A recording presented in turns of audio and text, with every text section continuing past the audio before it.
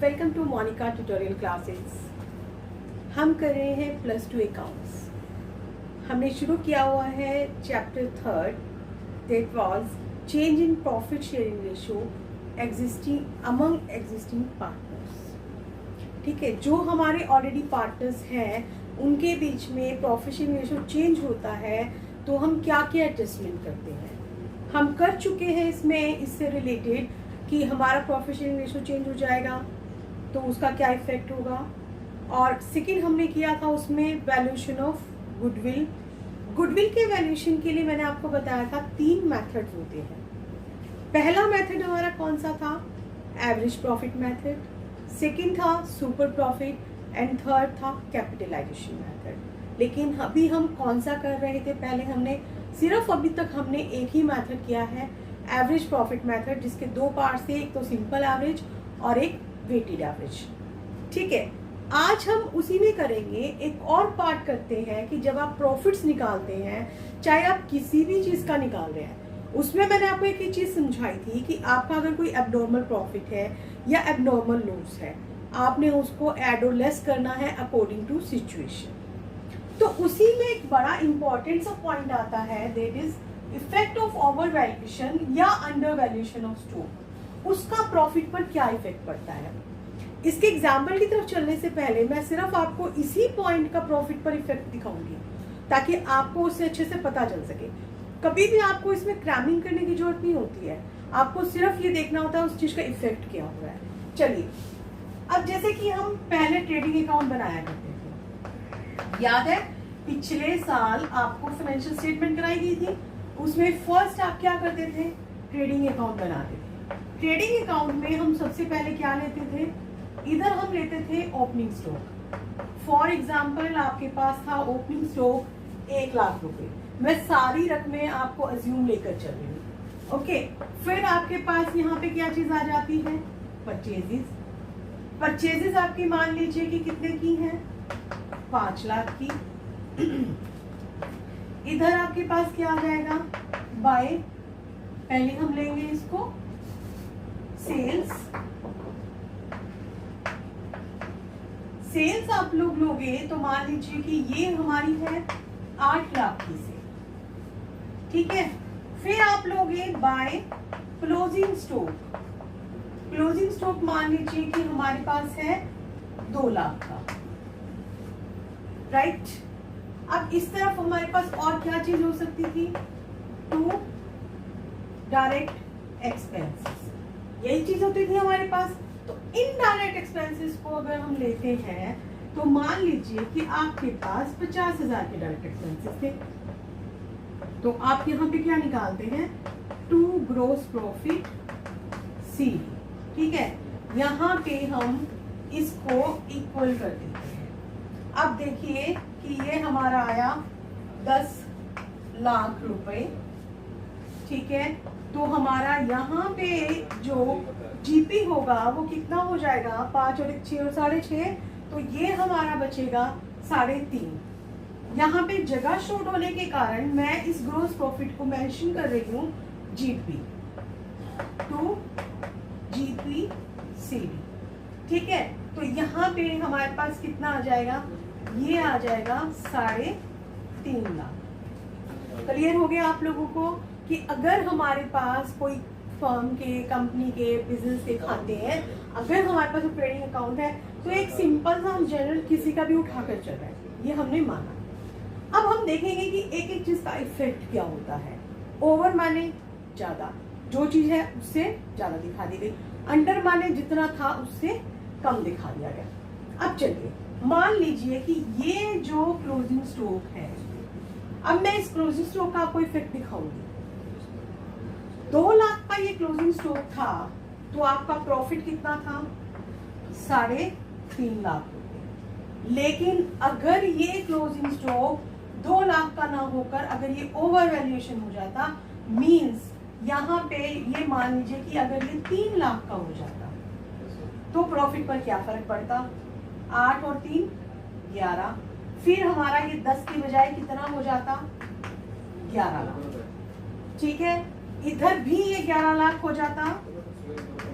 और अगर इधर 11 लाख हो जाता तो ये अमाउंट 3.5 की जगह हमारे पास कितना आ जाता यहाँ पे हमारे पास आ जाता फिर 4.5 लाख।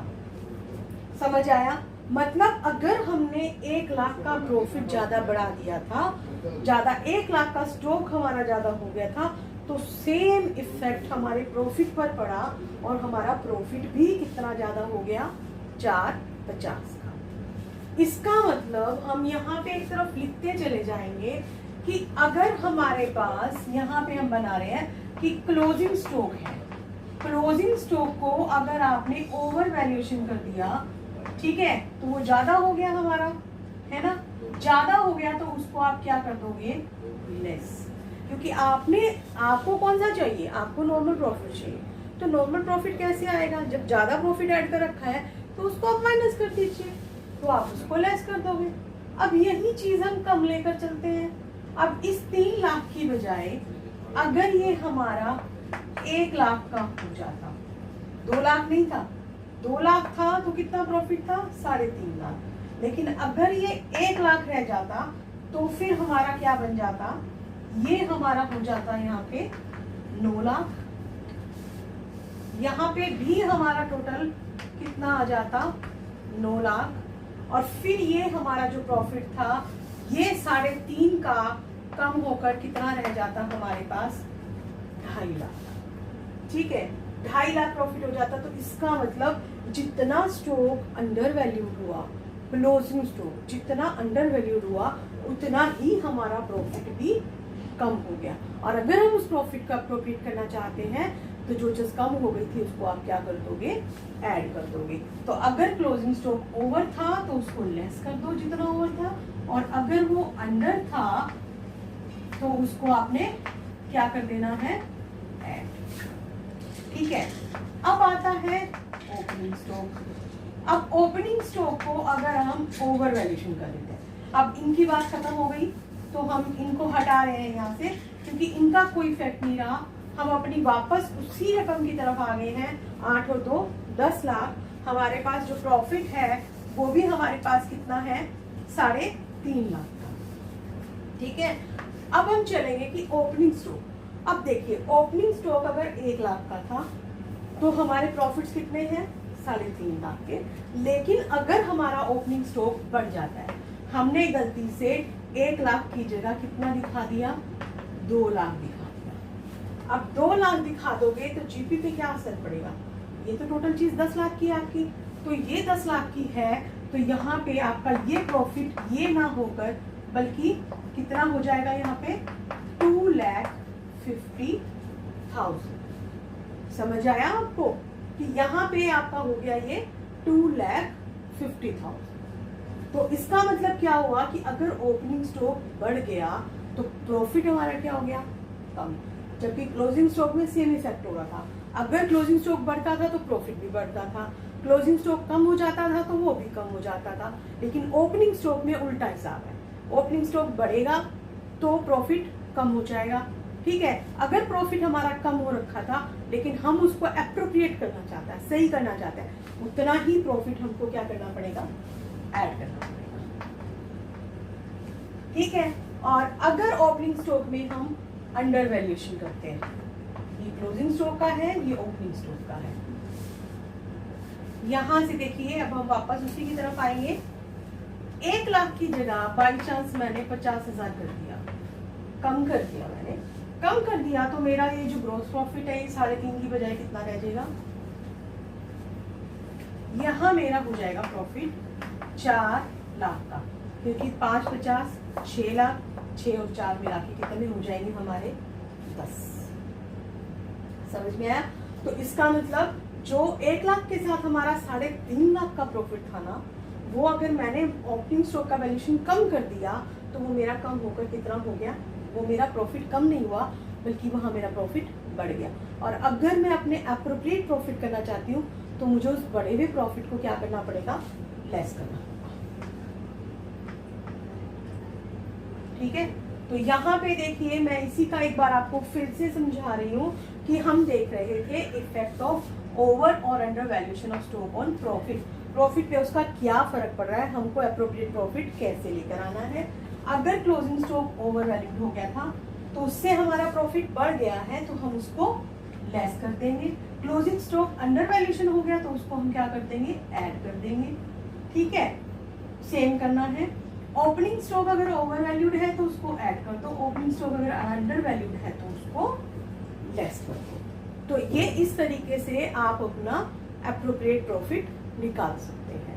तो अब मैं आपको एक उससे रिलेटेड एग्जांपल करा रही हूँ कि जिसमें हम ये देखेंगे कि हमारा ओवर वैल्यूएशन, अंडर वैल्यूएशन और जो भी प्रॉफिट का है उसमें स्टॉक के कारण जो हमारे प्रॉफिट पर इफेक्ट हुआ है वो क्या है। ठीक है, तो आप अपनी स्क्रीन पर देखिए, आपको क्वेश्चन दिखाई दे रहा है। क्वेश्चन है, it was agreed to calculate the value of goodwill of a firm at 3 years purchase of the weighted average profit of the last 4 years। अब आपको यहाँ पे क्या दिया गया है, वो यहाँ पे ये बता रहा है कि आपको जो फर्म की गुडविल है उसका वैल्यूएशन करना है किसके बेसिस पर। 3 years परचेज है लेकिन प्रॉफिट्स कितने सालों के हैं आपके पास, 4 साल के। कोई भी सम करने से पहले उसको समझना बहुत जरूरी होता है। The appropriate weights to be used to each year ended on 31st March at 2012, 13 to 14 and 15। उनके weights भी आपको बता दिए गए हैं। The profits for these year ended on 31st March at 2012 का है 20,200, 13 का है it's 24,800 and 14 का है 20,000 and 15 का है 30,000। ये आपको profits दे दिए गए हैं। On a scrutiny of the accounts, the following matters are revealed। जब अकाउंट्स को स्क्रूटनी किया गया तो हमने कुछ मैटर हमें पता चले। क्या क्या मैटर थे वो। On 4 December 2013 a major repair was made in respect of the plant incurring ₹6,000 which amount was charged to revenue। जो 1 दिसंबर 2013 को हमने एक रिपेयर की थी प्लांट से रिलेटेड, जो कि काफी अच्छी खासी बड़ी रिपेयर थी। ठीक है, लेकिन हमने उसको क्या कर लिया, रेवेन्यू से चार्ज कर लिया। यहाँ पे रेवेन्यू से चार्ज करने का क्या मतलब है, इसका मतलब ये है कि हमने उसे प्रॉफिट एंड लॉस अकाउंट से हमने उसको चार्ज किया, क्योंकि प्रॉफिट एंड लॉस अकाउंट में सारी की सारी रेवेन्यू टर्म्स आती है, उसमें कैपिटल नेचर की नहीं आती है। The paid sum is agreed to be capitalized for goodwill calculation subject to adjustment of depreciation of 10% per annum on reducing balance method। वो कहता है बाद में हमने क्या डिसाइड किया कि जब हम गुडविल का वैल्यूएशन करेंगे ना तो हम उसको कैपिटल नेचर का मानना है और उस पर हमने 10% रिटन डाउन वैल्यू मेथड से हमने उस पर डेप्रिसिएशन चार्ज करना है। The closing stock for the year ending 31st March 2013 was over valued bye 2,400। जो क्लोजिंग स्टॉक है वो ओवर वैल्यूड, ज़्यादा दिखा दिया गया। तो ज़्यादा दिखा दिया गया तो उसे आप क्या कर दोगे, कम। अभी मैंने आपको बताया था, आ गया ना वही पॉइंट। और थर्ड है, to cover management cost and annual charge of ₹4,800 should be made for the purpose of goodwill valuation. आपको यहाँ पे क्या करना है, मैनेजमेंट कॉस्ट को जो कवर करने के लिए हमने 4,800 रुपये का चार्ज लगाना है हर साल। तो आपको वैल्यू ऑफ गुडविल काउंट करनी है। लेकिन देखिए, सबसे पहले यहाँ पे हमें अपने प्रॉफिट को एडजस्टमेंट करना पड़ेगा। तो हम इसके लिए अब एक टेबल बना रहे हैं, कौन सी, कि जो हमारा एप्रोप्रिएट जो है वो प्रॉफिट को बताएगी। तो यहाँ पे हम करेंगे अब इसको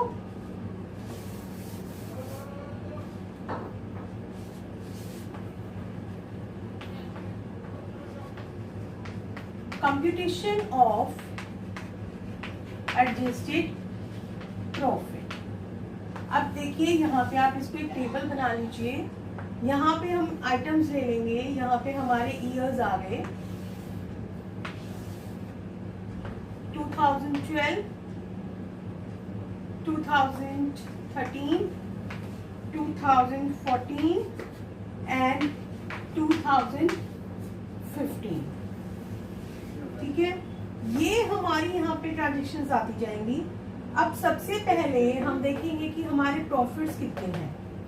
प्रॉफिट्स है हमारे 2012 का है 20,200, फिर है इसका 24,800, ये है हमारे 20,000 के और लास्ट है हमारे पास 30,000।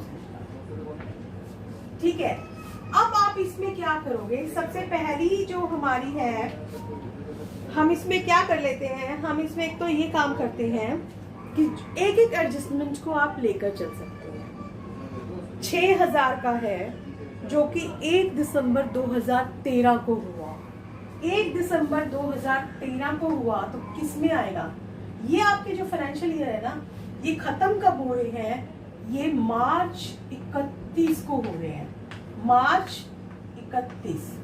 यहाँ पे 31 मार्च का मैं लगा रही हूँ ताकि आपको कैलकुलेशन में मिस्टेक ना हो। 31 मार्च 2013 को ये हमारा फाइनेंशियल ईयर खत्म हो गया था। तो हमने जो ये प्लांट पे जो खर्चा किया था, जिसको हमने प्रॉफिट एंड लॉस अकाउंट में डाला था, उसको हम क्या कर देंगे, ऐड बैक कर देंगे। तो हम यहाँ पे सबसे पहले करेंगे ऐड रिपेयर जो उस चार्ज की है, इसमें से कुछ नहीं होगा, इसमें से भी कुछ नहीं होगा। 31 दिसंबर को की गई है, 1 दिसंबर को की गई है, तो यहाँ पे आपके जो 6,000 रुपए हैं वो हमारे उसमें क्या हो जाएंगे, ऐड हो जाएंगे। ठीक है, इसको आप ऐड कर दीजिए, इसमें हमारा कुछ नहीं होगा। अब जब हम करेंगे ना ऐड लेस, तो जितना जितना आता जा रहा है वो इकट्ठा आप सभी का बैलेंस निकाल लीजिए, उसको आपको इजी रहता है कि कोई चीज कम ज्यादा नहीं होती हमारी। 26,000 हो गया क्योंकि ये हमारा प्लस में है, और ये कितना हो गया हमारा 30,000। अब देखिए वो कहता है कि उस पर डेप्रिसिएशन भी आपको लगाना है ना, किस रेट से लगाना है, देखिए डेप्रिसिएशन 10% की रेट से। तो हम यहाँ पे क्या करेंगे, अब इसको लेस हम क्या कर देंगे, डेप्रिसिएशन।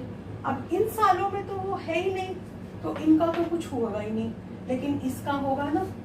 अब देखिए नीचे देखिए, डेप्रिसिएशन को अब हम निकाल रहे हैं, 6,000 का है, डेप्रिसिएशन की रेट है 10%। ठीक है, दिसंबर से लेकर मार्च तक कितने मंथ हो गए आपके पास, दिसंबर, जनवरी, फरवरी एंड मार्च, मतलब टोटल 4 महीने। तो ये 4/12 आ जाएगा। कितना हो गया आपके पास, ये आ गया आपके पास, इतना डेप्रिसिएशन आ गया 200 रुपए।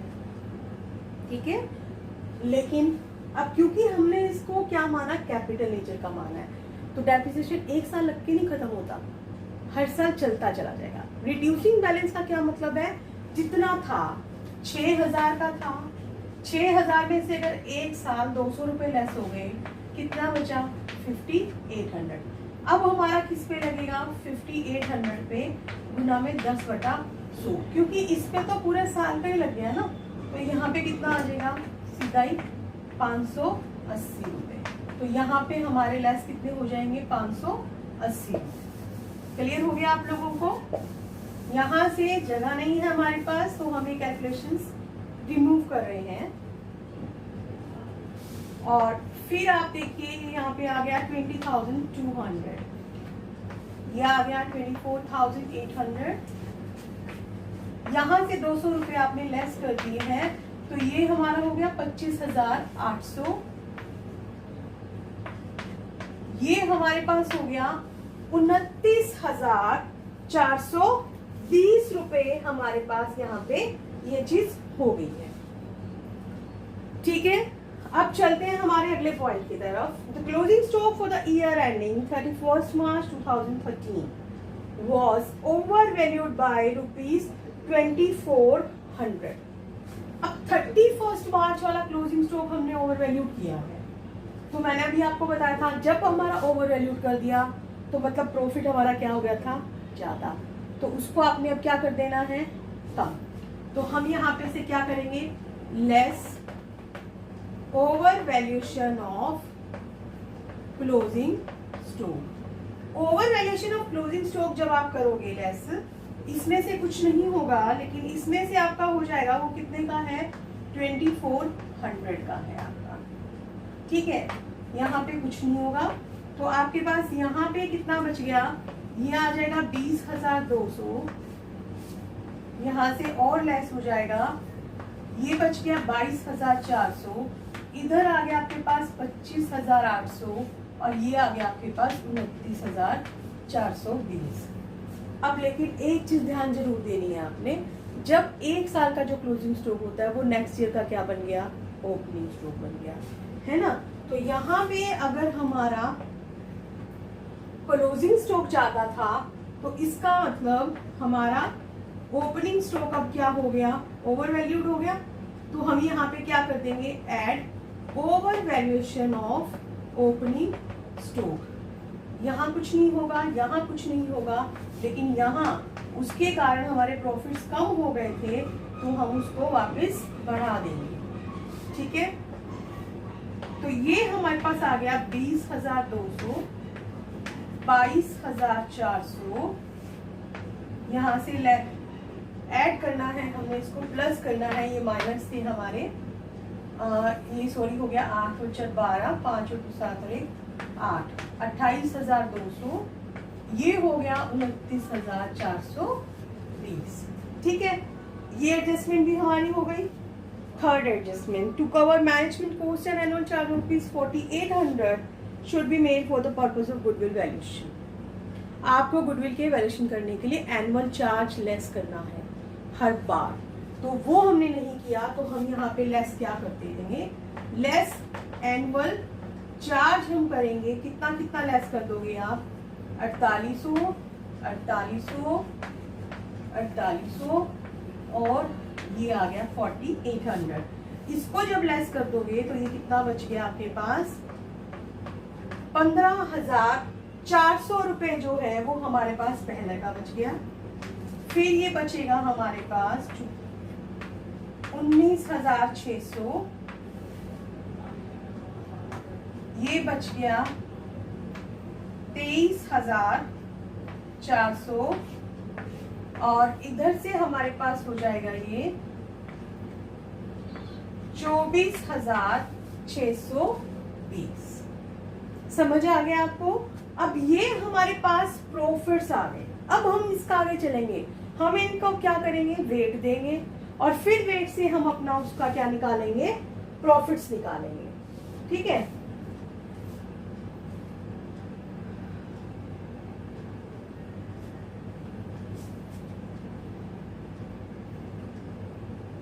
ये आएगा 17,600। यहाँ मैंने कैलकुलेशन सॉरी गलत कर दी है, तो मैं अब इसको हटा रही हूँ। सिर्फ मैं आप लोगों के लिए यहाँ पे प्रॉफिट्स छोड़ रही हूँ।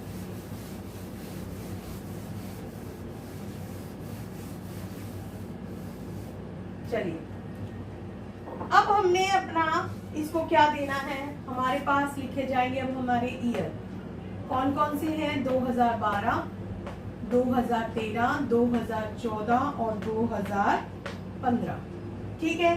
अब हमारे पास प्रॉफिट्स कौन कौन से हैं, उनके प्रॉफिट्स देखिए हमने ये उठाने हैं, 15,400, 17,600, 23,400, 24,620, 4 प्रॉफिट हो गए हमारे पास।